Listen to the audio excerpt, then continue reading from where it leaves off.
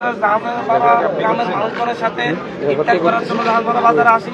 সেখানে ইফতার শেষ করে আমি যখন মানুষজনের সাথে কথা বলছিলাম, তখন হাজার হাজার মানুষ থেকে তারা এসে অতর্কিত হামলা করে।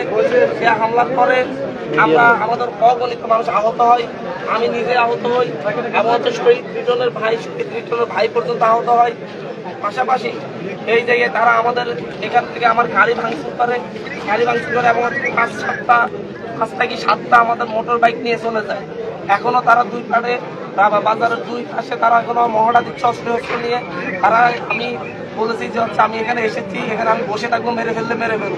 আমরা এসব ভয় খাই না। শেখ হাসিনার বিরুদ্ধে আমরা লড়াই করছি, হাতিয়া সন্ত্রাস মুক্ত করার জন্য আমাদের লড়াই চলবে। হাতিয়া করার জন্য আমাদের যে লড়াই, যে সংগ্রাম, সেটা চলমান রাখা হবে। সুতরাং মানুষ যে ভালোবাসা দেখাচ্ছে, হাতিয়ার যে ভালো মানুষগুলো আমাদের কাজ করতেছে, আমরা বলবো আপনারা সবাই আসেন, আমরা একসাথে বসি, একসাথে প্রতিবাদ করি। আর না হয় আমরা আবার জিম্মি হয়ে যাবো। আজকে এখানে আমি যখন বক্তব্য দিচ্ছিলাম, তখন তারা একটি মিছিল নিয়ে আসে আমার সমাবেশের ভিতরে ঢুকে যায়।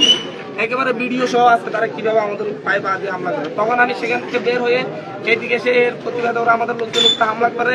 তখন আমি এখানে এসে রাস্তায় বসার পরে ওরা ওই দিক থেকে সরে যায়। অনেকেই এসেছে আমার সাথে কথা বলতে। আমি তাদেরকে বলেছি যে আপনারা যারা আমাদের উপর হামলা করেছে তাদেরকে ধরে পুলিশে দিন।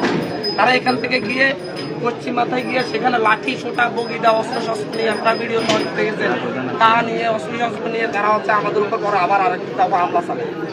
আমরা এখানে এই জায়গায় আমার মাথায় পর্যন্ত তারা বাড়ি দেয়, আমার মাথায় ইট মারে, আমার পাশে ওনাকে কোপ মারে, ওর মাথায় কোপ দেয়। এভাবে এবং আরেকজনের মুখের মধ্যে লাগে। হসপিটাল আছে আরো 2-3 জন, সব মিলে আমাদের 50-এর বেশি আহত হয়। দেন এখানে খুবই নিরাবিলি ভাবে আমরা বসছি। এখন আমরা এই সাংস্কৃতিক কর্মসূচির মাধ্যমে আমরা এই সন্ত্রাসবাদের প্রতিবাদ করে যাবো। আমরা খুব শান্তিপূর্ণ একটি সমাজ চাই, শান্তিপূর্ণ একটি রাজনৈতিক ব্যবস্থা চাই। সেটা আমাদেরকে দেশের সরকার উপহার দিবে কিনা সবথেকে সেই কথা বলতে হবে। আর পাড়া মহল্লায় এভাবে যদি আমাদেরকে সন্ত্রাসীরা হামলা করে, তারা এতদিন নির্যাতিত ছিল, নিজেরা কোনো কথা বলতে পারে নাই। যখন আমরা আসি, আমরা যখন এই সন্ত্রাস মুক্ত করছি, তখন তারা নিজেরাই সন্ত্রাসী হয়ে উঠছে। তারা বাস স্ট্যান্ডে চাঁদাবাজি, তারা নিমতলিতে মানুষের জমি ধান নিয়ে যাওয়া সহ অনেক ধরনের নিউজ তাদের বিরুদ্ধে হয়েছে। তারপর তারা এখন বিএনপি পরিচয়, বিএনপি কর্মীদের আশ্রয়, বিএনপি তারা নেতৃত্ব দিয়ে তাদের সাথে নিয়ে আমাদের উপর হামলা করে। এর সাথে দুঃখের আর কিছু হতে পারে। আমাদের প্রথম হামলাতে টার্গেট করা হয় ওনাকে টেনে জামা কাপড় ছিঁড়ে ফেলা হয়। উনি হচ্ছেন শহীদ রিটনের ভাই, যিনি যাত্রাবাড়িতে শহীদ হয়েছিলেন। সেই শহীদ রিটনের ভাইকে পর্যন্ত তারা হামলা করে। উনি যখন প্রতিবাদ করেন, উনি যখন কথা বলতেছেন, তখন তারা ওনাকে হামলা করে, ওনাকেও পিটায়। কারণ ওদের কাছে সরকারিরা কেউই নিরাপদ নাই।